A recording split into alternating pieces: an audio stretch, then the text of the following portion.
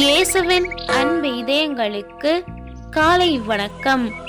இந்த நாள் உங்களுக்கு ஆசீர்வாதமாக அமைய வாழ்த்துக்கள்.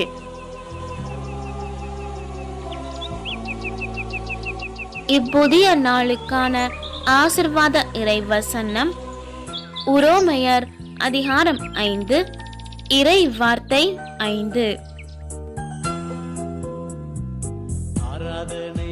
அந்த எதிர்நோக்கு ஒருபோதும் ஏமாற்றம் தராது, ஏனெனில் நாம் பெற்றுள்ள தூய ஆவியின் வழியாய் கடவுளின் அன்பு நம் உள்ளங்களில் பொழியப்பட்டுள்ளது.